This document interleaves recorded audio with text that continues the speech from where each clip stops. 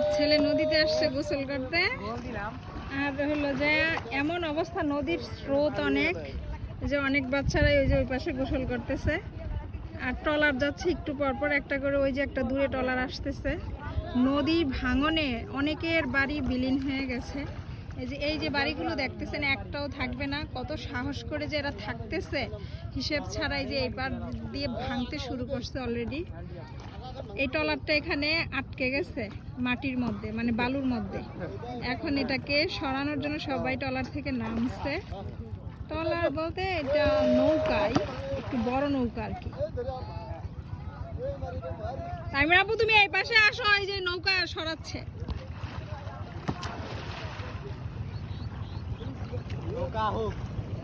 এই যে একটা ট্রলার আসতেছে।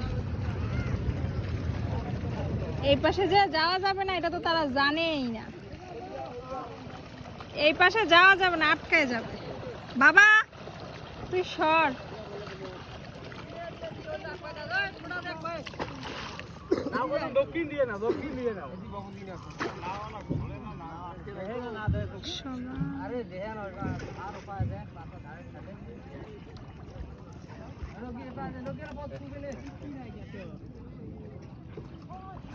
এইদিকে তো পানি নেই, এদিক দিয়ে যাবে কিভাবে?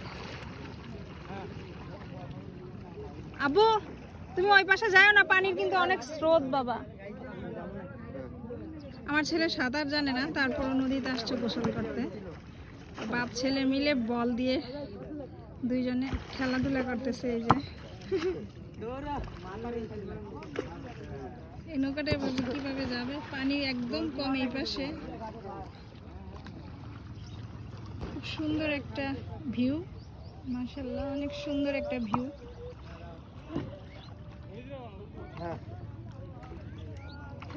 এই যে এরা সাঁতার জানে, এরা কত দূর দূর সাঁতরে আসতে পারে, যাইতে পারে, কিন্তু আমার ছেলের দ্বারা হয় না।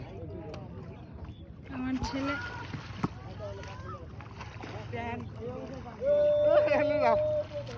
এই যে হয়রান হয়ে যাবা, সাঁতার দিয়া কুল পাবা না পরে।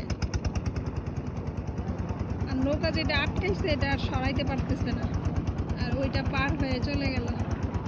খুব সুন্দর একটা পরিবেশ, কিন্তু আমি নামতে পারতেছি না পানিতে। আমি এই যে এই পর্যন্ত নেমে দাঁড়ায় আছি, মানে অল্প একটু হাঁটু পর্যন্ত দাঁড়ায় আছি। আমি আর নিচে নামি নেই, আমি আর ভিজবো না। আর তারা বাপ ছেলে গোসল করতেছে।